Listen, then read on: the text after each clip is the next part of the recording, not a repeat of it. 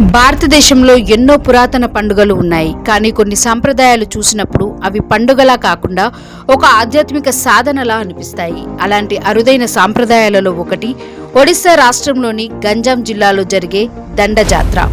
ఇది కేవలం ఒక ఉత్సవం కాదు, భక్తి, త్యాగం, ఆత్మ నిగ్రహానికి ప్రతీక. ప్రతి సంవత్సరం చైత్రమాసంలో జరిగే ఈ ఉత్సవం వేలాది మంది భక్తులను ఆకర్షిస్తుంది. దండ అంటే శిక్ష లేదా తపస్సు, జాత్ర అంటే ఉత్సవం. ఈ రెండింటి కలయికే దండజాత్ర.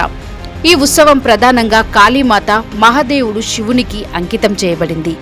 భక్తులను దండువాలు లేదా దండువాస్ అని పిలుస్తారు. తమ కోరికలు నెరవేరాలని, కుటుంబ శ్రేయస్సు కలగాలని, ఆరోగ్యం, సుఖ సంతోషాలు పొందాలని ప్రార్థిస్తూ కఠినమైన వ్రతాన్ని ఆచరిస్తారు. దండువాలు 13 లేదా 21 రోజుల పాటు ప్రత్యేక నియమాలు పాటిస్తారు. నేలపైనే నిద్రిస్తారు.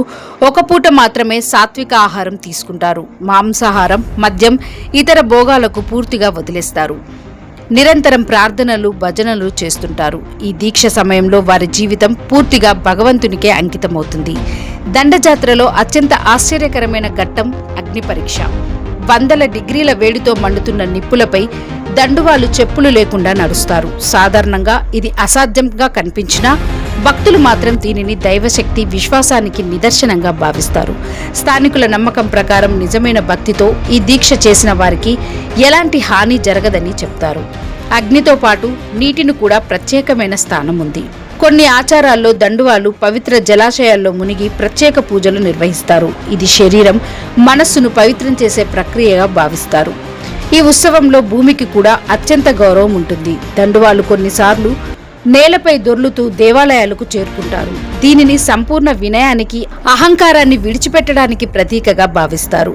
స్థానిక కథనాల ప్రకారం శతాబ్దాల క్రితం కాళీమాత మరియు శివుని ఆశీర్వాదం కోసం ప్రజలు ఈ కఠిన తపస్సును ప్రారంభించారు. కాలక్రమేణా ఇది ఒక గొప్ప ఆధ్యాత్మిక సాంప్రదాయంగా మారింది. దండువాలు నమ్మే విషయం ఏంటంటే, నిజమైన విశ్వాసంతో, క్రమశిక్షణతో ఈ వ్రతాన్ని పూర్తి చేస్తే దేవుడు వారి కోరికలను నెరవేర్చుతాడు.